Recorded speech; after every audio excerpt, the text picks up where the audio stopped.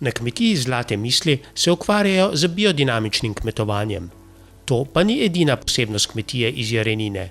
Na 11 hektarjih pridelajo do 80 različnih kmetijskih pridelkov. Torej, pridelujemo veliko pestro sadja, preko 15 različnih vrst, s tem pa, da je v vsaki vrsti še več različnih sort. Jablana je pač največ in trenutno glavnina je Jonagold, nekaj malega ajdarjeda, pa dokaj dosti novih odpornih sort. Potem pri zelenjavi pa več kot 50 različnih vrst in spet znotraj vrst različne sorte. Zraven tega pa še potem žita tudi, ker je dosti različnih vrst. Turinekova sta doktorirala na Mariborski kmetijski fakulteti. Maja iz ekološkega kmetijstva, Matjaž pa iz biodinamičnega. V čem je razlika? Povedano zelo poenostavljeno na primeru predelave. Pri ekološki predelavi je dovoljena uporaba približno 30 dodatkov, pri biodinamični pa samo 12. Pridelkov in izdelkov kmetije Zlate misli ne boste našli na tržnici ali v trgovinah.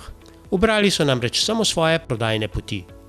Prvo je partnersko kmetijstvo, torej kjer stranke se zavežejo za celo leto, da prevzemajo vsak teden košarice od nas. Drugo je skupinsko naročanje, to pomeni, da vnaprej naročijo izdelke in jih pol dostavimo. In tretje je potem zakup letine, kjer na začetku leta vplačajo določen znesek in potem v toku celega leta pač prevzemajo izdelke, ki bi jih želeli. Kmetija daje eno delovno mesto, pri opravilih pa sodelujejo tudi študentje in prostovoljci z različnih koncev sveta.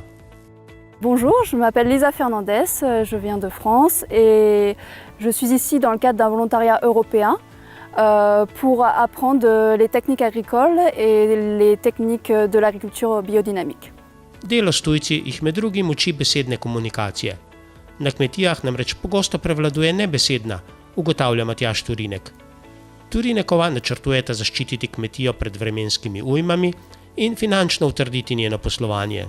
Predvsem pa se želita še bolj povezati s svojimi strankami, jim čim bolj približati kmetijo in jim razložiti, kaj in zakaj delajo na kmetiji Zlate misli.